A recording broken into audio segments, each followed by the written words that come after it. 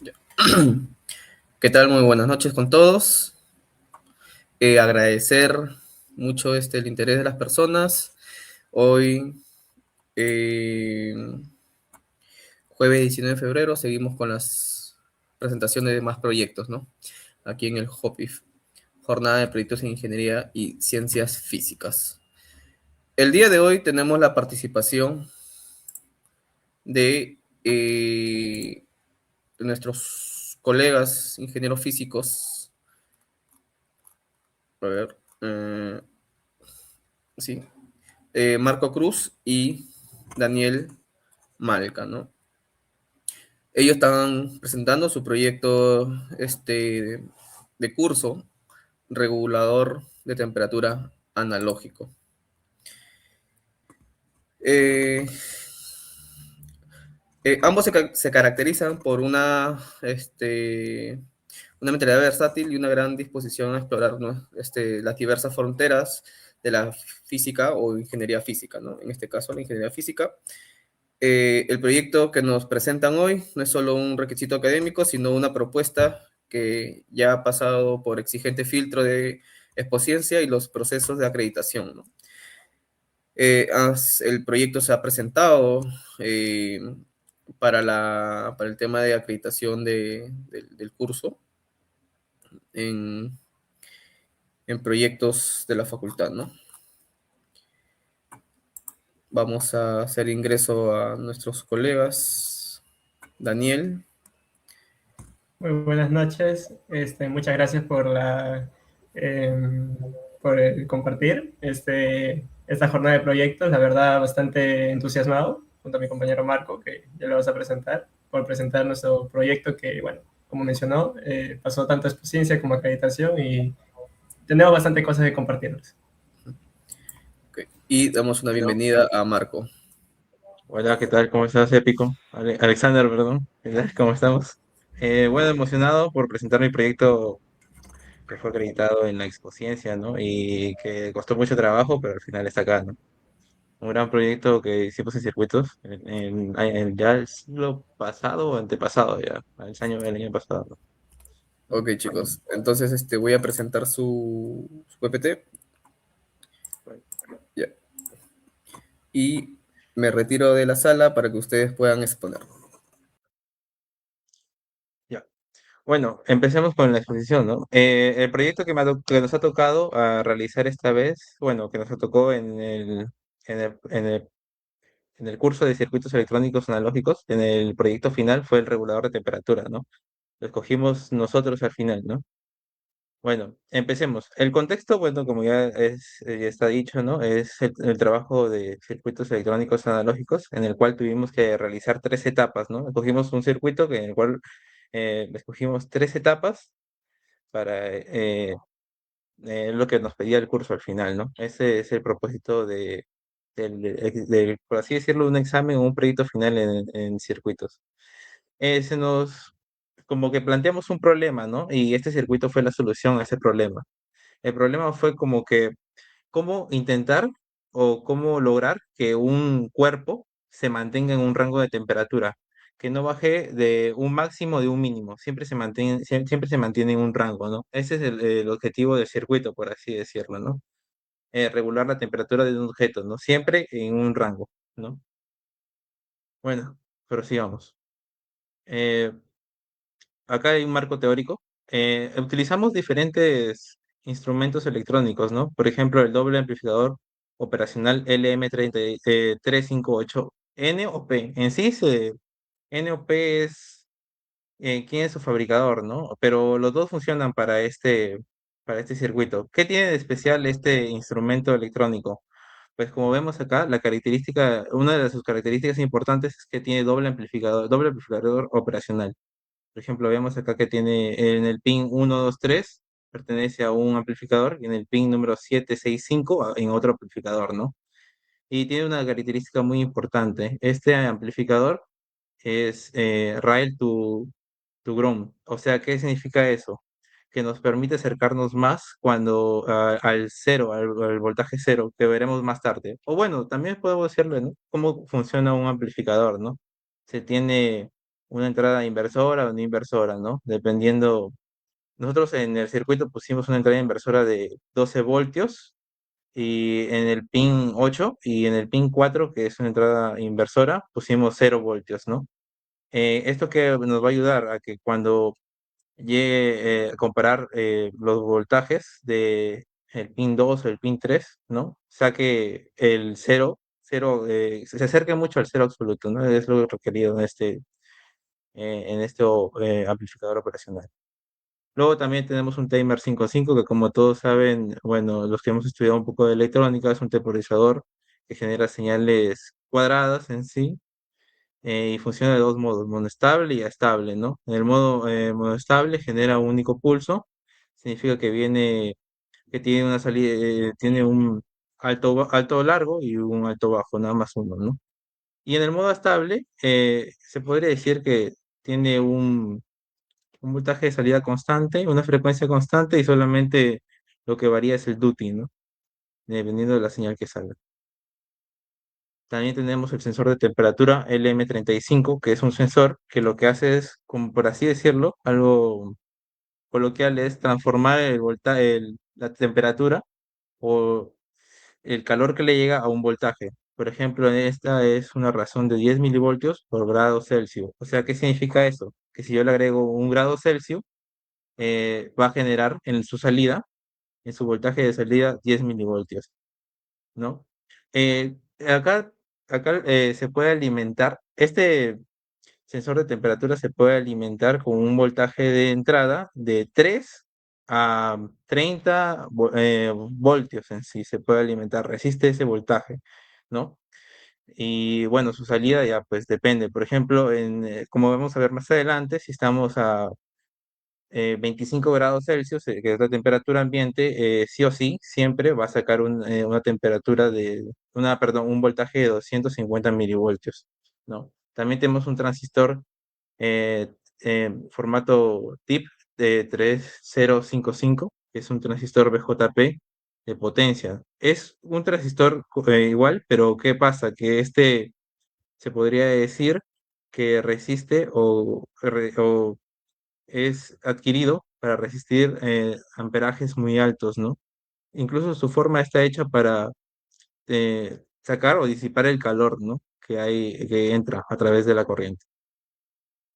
Bueno, este es el diseño en Proteus. Hicimos antes de formar un circuito, un diseño en Proteus, una simulación en Proteus de nuestro circuito. Como podemos ver, esta cosa de acá, que es como un cuadrado, es el LM35 y estos son los dos opamps que hay dentro del comparador amplificador, ¿no? Bueno, quisiera como que se podría acercar más, bueno, como vemos acá en Proteus, el pin 6 se conectó al potenciómetro y el pin 5 con el pin 2 se conectaron al LM35, ¿no? ¿Para qué? Para poder hacer las comparaciones y así como que sale un voltaje y dependiendo de ese voltaje, enciende un circuito o enciende el otro, ¿no?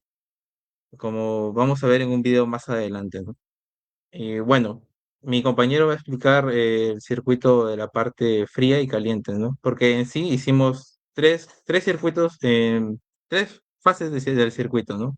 Uno comparador, que es que tiene el amplificador. Uno, para cuando, por ejemplo, la temperatura es muy alta, se abre un circuito que es un ventilador. Cuando la temperatura es muy baja, abre un circuito que contiene una lámpara, como vamos a ver en un video más adelante.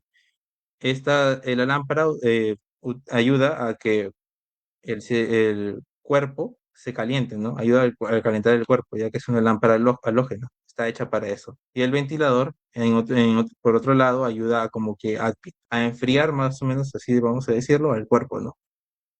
Y bueno, así, le damos paso a Daniel, él puede explicar mucho más estos dos circuitos. Sí, listo, muchas gracias. Antes de comenzar, podría, para tener el eh, épico, disculpa, bueno, Alexander, ¿podrías darme pase a mi diapositiva para que yo pueda manipularla desde acá, por favor? Ya, listo, muchas gracias. Bueno, como bien mencionó mi compañero, más que nada el objetivo de que queremos relacionar es encontrar un circuito que de una otra manera, como bien dice su nombre, es analógico, es decir, todos los componentes que están acá procesan señales analógicas. Y si uno se pone a pensar cuál es la diferencia, porque esa es la pregunta en realidad de lo que uno, o sea, normalmente cuando uno googlea, busca, porque obviamente antes de nosotros comenzar a construir el circuito, porque eso es lo que nos pedían en nuestro proyecto final, como bien mencionó mi compañero, son 3 etapas. Y lo último, que es, uno, la etapa de comparación, que creo que lo puedo, ahí está. La parte del centro, así como está en la simulación, que después lo puedo presentar más adelante, es la parte de la comparación. Luego, dependiendo de la salida que tenga, va a poder aperturar sea el ventilador o sea la lámpara halógena. ¿Y eso por medio de quién va a ser? Va a ser por medio del sensor.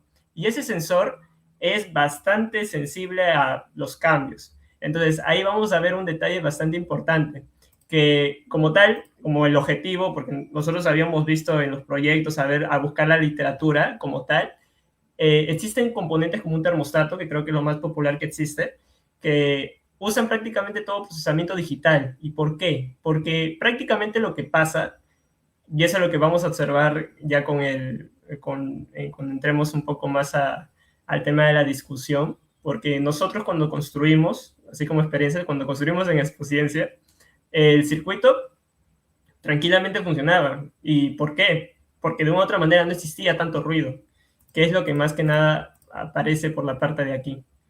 Esto de acá es el ruido generado sin que esté activado el circuito. Entonces, para ya entrar a ese problema, lo quiero dejar así como entre manos, porque ya para que sea es lo más interesante que podemos destacar, ya que el tratamiento, como se están dando cuenta, todo es de hardware. Todos tenemos tenemos al timer, tenemos al LM358, tenemos al sensor, todos son señales analógicas. Entonces, solo llega la señal y no es que se convierta en un 0 o en 1, que es en el caso de un sistema digital, sino que simplemente llega, se procesa y emite otra señal. Entonces, eso es como tal un tratamiento analógico.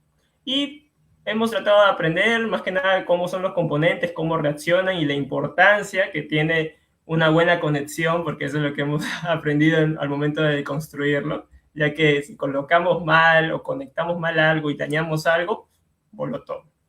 Entonces, ya para iniciar más o menos ya con el tema del experimento en sí, le he hablado todo esto como preámbulo.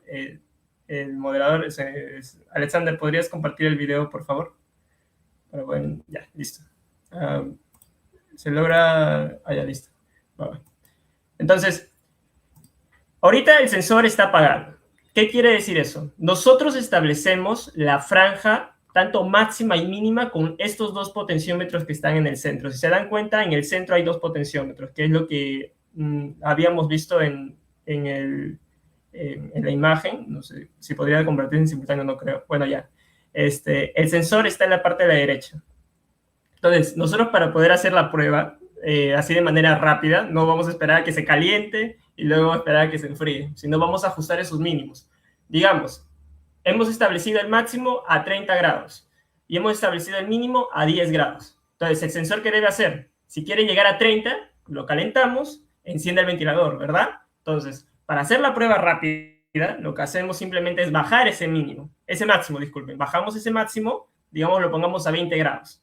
¿Y eso cómo podemos precisar eso? Colocamos un multímetro dentro del potenciómetro y va a indicar exactamente a qué milivoltios va a estar. Entonces, haciendo eso, que es lo que voy a hacer acá en este video, cuando estábamos presentando, creo que ya. Listo, ahí ajusto el mínimo, perdón, y disculpen, ahí ajusto el máximo. Entonces, como ajusto el máximo, ya está más pequeño que la temperatura ambiente. Por lo tanto, está detectando el circuito que está en fase caliente, o sea, por así decirlo, está en temperatura alta. Y, por ende, activa el ventilador. ¿Qué es lo que pasa aquí? Que nosotros queríamos integrar algo más. Porque obviamente ya activa el ventilador, bacán, apaga la llama, lo enfría, pero ¿qué tal si queremos nosotros regular la velocidad?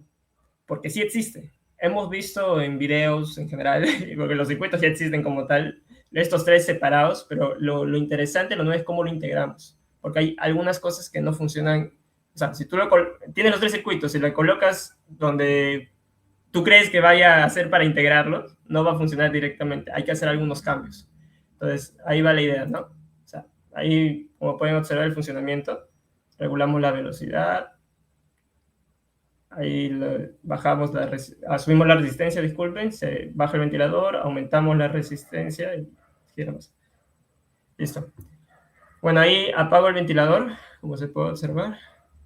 Y ahora activamos la parte fría. ¿Qué es lo que he hecho? Que como el mínimo, digamos, estaba a 10 grados y acá está en 25, entonces al mínimo yo lo voy a incrementar. Lo voy a poner, digamos, a 30 grados. Entonces el circuito está detectando que está frío, porque estamos a 25. Y bueno, ya, activando la señal monoestable, que es un poco más sencillo ese circuito, que eso lo vimos como tal en la clase, es por un cierto tiempo podemos encender cualquier tipo de aparato.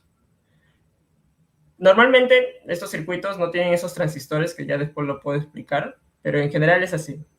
Es el juego de comparar y emitir un resultado. Y como se dan cuenta, ahí en la comparación y en la emisión de resultado hay un cambio brusco. Ese cambio brusco entre 0 y 12, que es lo que buscamos, es algo que, como tal, a la parte analógica, por el ruido que existe, pues hacen que tengan un resultado bastante erróneo a veces, que ya más adelante lo puedo mostrar. Épico, ¿podrías volver a la diapositiva, por favor?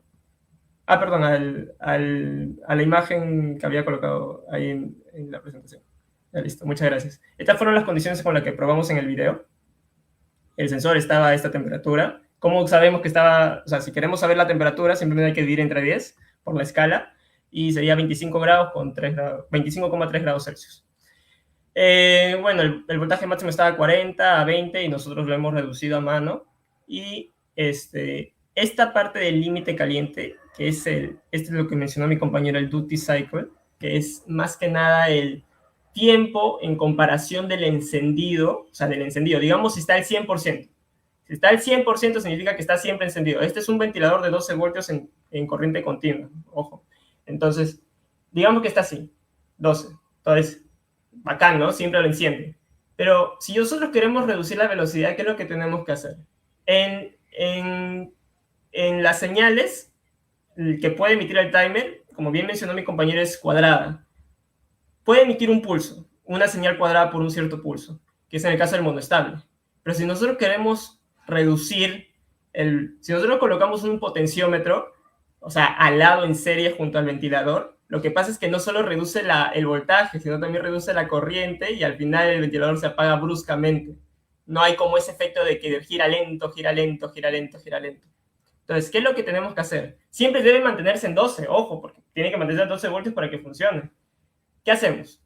Que si nosotros aumentamos la resistencia, lo que pasa es que esa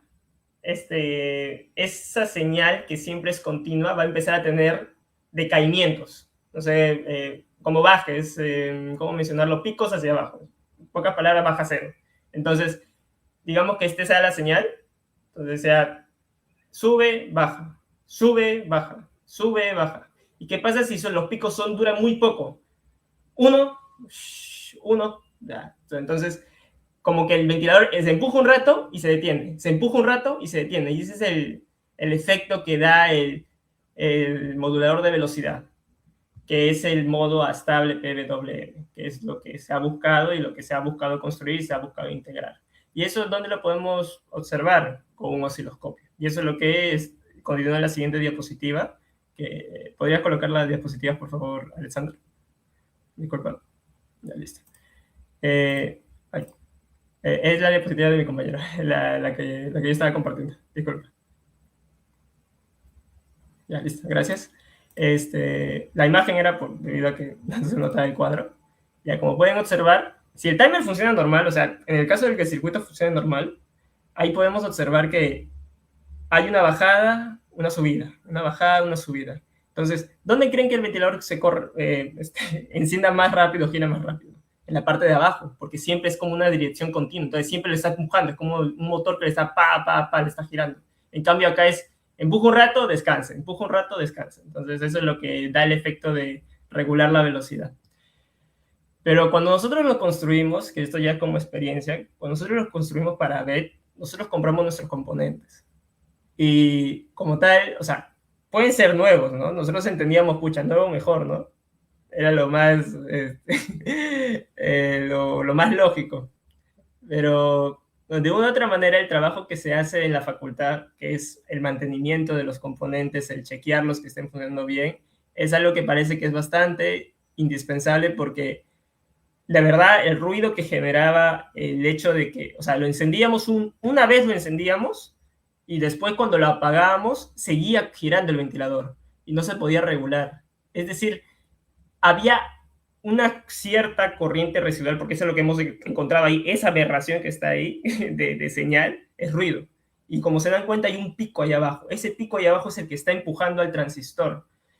Y porque, como, bueno, lo que ya conocen de circuitos, si a un transistor le llega corriente a su base, el transistor entra en fase activa, no en fase de corte, porque nosotros controlamos mediante eso. Entonces, si está en fase activa, siempre está girando, entonces el ventilador está alimentado directamente con la fuente. Y eso es lo que lo puedo mostrar un rato en la simulación. Pero, o sea, en simple, es ese problema de ahí es lo que prácticamente no ha salido tan bien. O sea, salió una vez y luego no salió tan bien después. Y bueno, pues son cosas que uno aprende conforme uno va avanzando y va teniendo en cuenta también las configuraciones, porque sí, cuando construimos también, otro problema es que aparece, si no conectas bien las tierras o bien la fuente, puede quedar flotando. Es decir, es muy recomendable que donde tú vayas a alimentar tus circuitos estén bien fijos y estables. Si hay un pequeño desbalance, una salida o no está bien conectado, empieza a haber fugas, no fugas no, sino, ¿cómo decirlo? Desvíos en el cierre del circuito, como que hay fugas y eso permite que haya picos y esos picos dañan en este caso, que se dañe cualquier cosa del circuito, lo despedaza, porque no hay nada de software, acá es full hardware, como bien mencionó en la descripción de la publicación. Acá no estamos utilizando algún tipo de programación como en Arduino, sino acá nosotros sabemos cómo funcionan los componentes y tratamos de emular un resultado como tal que puede ser más sencillo hasta en digitales, pero de manera analógica, ¿no? Y eso es lo que hemos encontrado y eso es lo que queríamos compartir. Bueno, gran parte de lo que mencioné está acá. Y bueno, algunas soluciones que mitigaban el ruido era colocar una resistencia en la base y una resistencia y un filtro RC en serie para poder mitigar el ruido, ¿no? En este caso, el del lado del derecho es para la llegada, porque el propio comparador puede emitir hasta cierto punto ese ruido, que el reset, para serles franco, a veces el timer puede ser bastante sensible a cualquier tipo de señal de corriente que le llegue. Ahorita ya lo puedo explicar con la simulación, que creo que va a ser la manera más complementaria. Pero en general, el hecho de que nosotros filtremos, porque es una filtra, por eso se llama filtro, filtrar el ruido que le llega al timer es importante para que no haya esos falsos disparos. El caso del lado izquierdo es al contrario, es en la salida. Acá está en la entrada y acá está en la salida. En el caso de acá, la salida del timer le hemos colocado una resistencia adicional. ¿Para qué? Para que la base, que no solamente utiliza la base del chiquitito, que es el que todos conocen, el más genérico, el 2N222A, sino que también a la base del PIP 3055, que es el que va a resistir como tal la corriente y que permite que gire el ventilador como tal. Entonces son dos posibles soluciones que hemos encontrado. Y bueno, ya para cerrar, me gustaría, no sé si podría mostrar la simulación. Creo que no sé, a ver.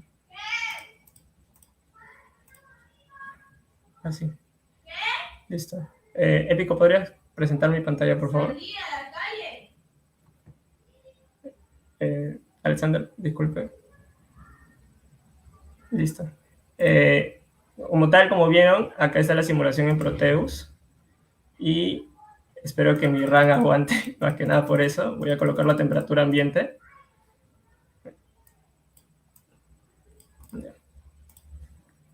Listo.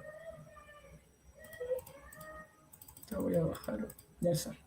En teoría así está de manera regular, ¿no? Entonces, ¿qué pasa si yo... Este es el sensor. Si yo decaigo la temperatura hasta cierto punto, se puede observar que activó el LED azul, ¿verdad? Entonces, aparentemente el circuito no funciona, pero este de acá es un circuito monoestable. Es decir, una vez uno emite un pulso, el circuito enciende. Y nosotros podemos saber el tiempo que va a durar encendido la lámpara halógena. Esta es la lámpara. Bueno, la lámpara halógena como tal es un instrumento que no es exacto como la luminaria, que se usa toda su energía para emitir luz, sino que en este caso se proporciona parte de la luz que obviamente acaba de emitir, sino que al calor que puede emanar ese dispositivo. Entonces, esto es lo que pasa en la parte fría. En la parte caliente, voy a subirle la temperatura del sensor. Este es el sensor. Acá estamos a 25, creo que a 30 más o menos. Ahí está. A 37 este empieza a girar, si se dan cuenta. Gira, gira, gira. Y acá hay un pulso. Este pulso de acá yo lo puedo modular. Si yo, por ejemplo, aumento la resistencia, el pulso va a ser más corto. Bueno, un pulso, un pulso. En cambio, si yo decaigo la resistencia, empieza a girar más rápido. Más que nada, guíense por el pulso. Entonces, ¿cuál fue la innovación o, digamos, el agregado que nosotros hemos hecho? Que para poder nosotros integrar los circuitos, uno, tenemos que colocar tanto resistencias y capacitores que no interfieran con el otro. Porque si interfieren, va a generar falsos disparos y, digamos, enciende el ventilador y se enciende la bombilla. O enciende la bombilla y enciende el ventilador. Eso es lo que se ha buscado. Y lo otro, más importante, el buen uso del timer. El timer tiene una pata que puede ser usada como, digamos, una especie de base, como un transistor. Como les mencioné, si al transistor no le llega acá, si no le llega corriente, esto entra en corte y esto actúa como un cable abierto. O sea, esto es como si desapareciera, estuviera así. Si estuviera así y ya lo cierra, y si no llega nada también a este, también lo cierra. Entonces, estos dos es como si fueran vacíos y se van. Esto es lo que pasaría. Entonces, por lo tanto, no se enciende el ventilador.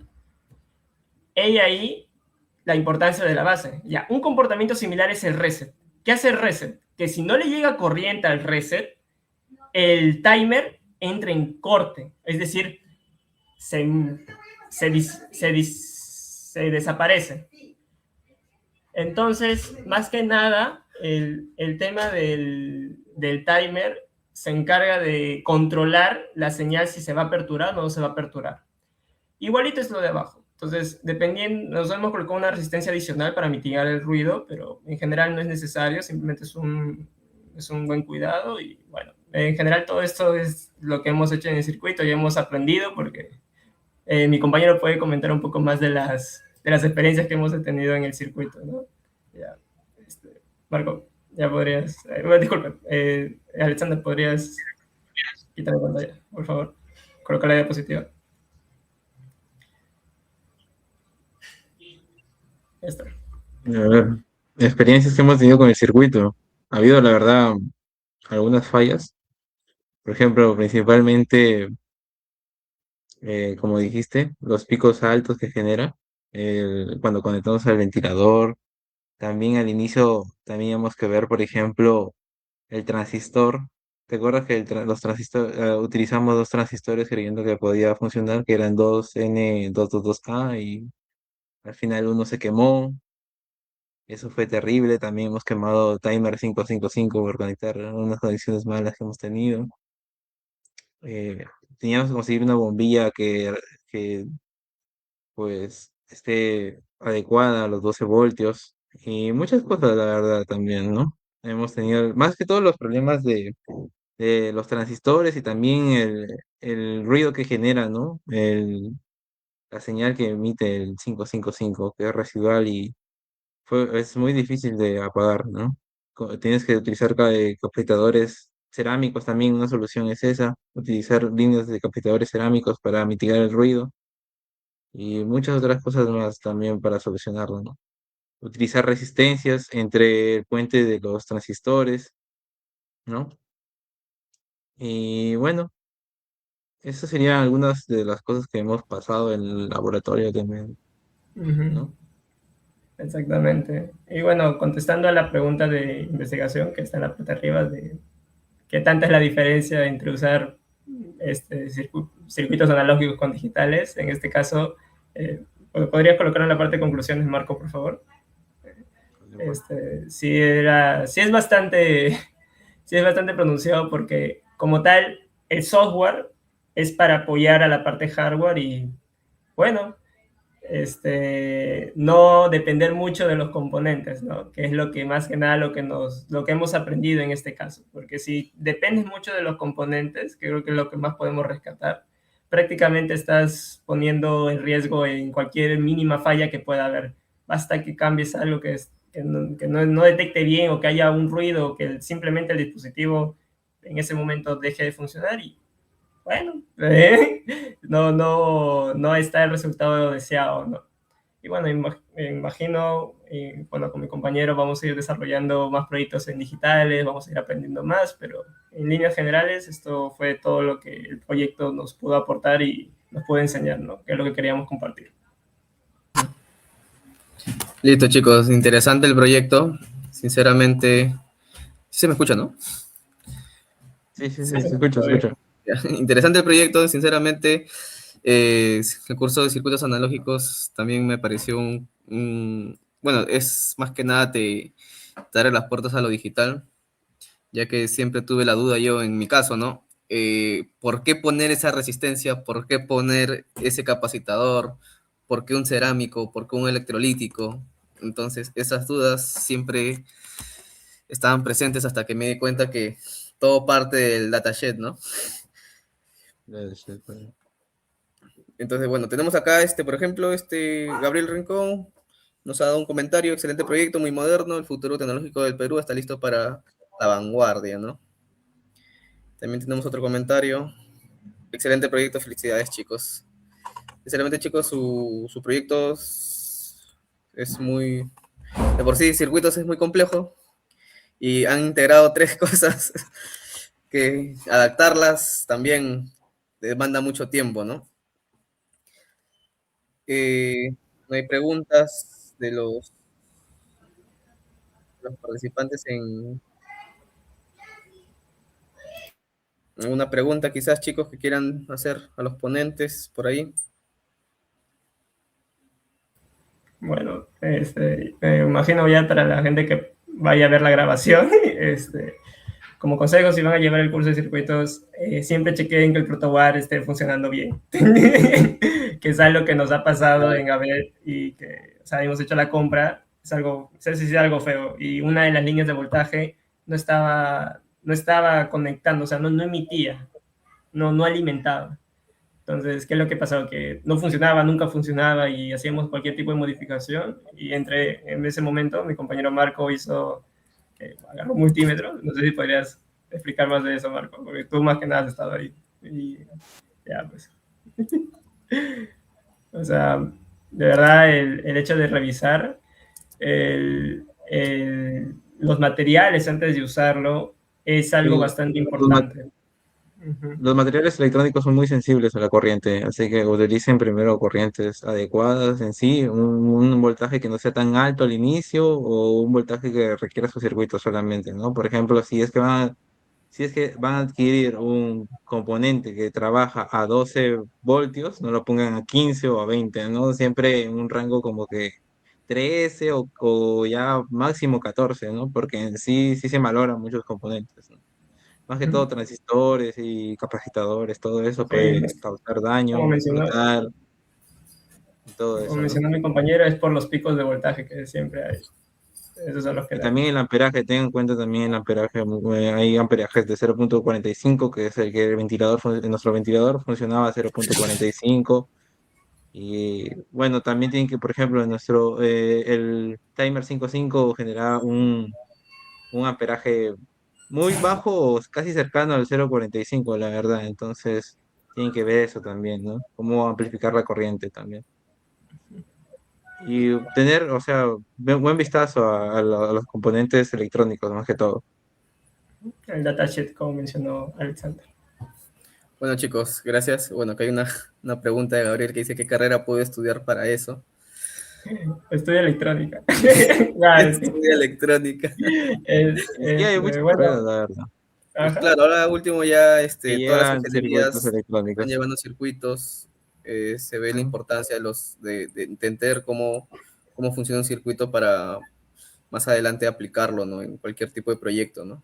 Estos cualquier tipo proyectos de prácticamente te problemática. ayudan a entrenarte para proyectos más grandes, ¿no? Así Más decirlo. que nada, la carrera o la facultad lo que nos brinda es una apertura a distintos tipos de carreras, porque, bueno, como mencionó al inicio, cuando nos presentaron, ambos somos estudiantes de ingeniería física y hemos llevado cursos de todo tipo.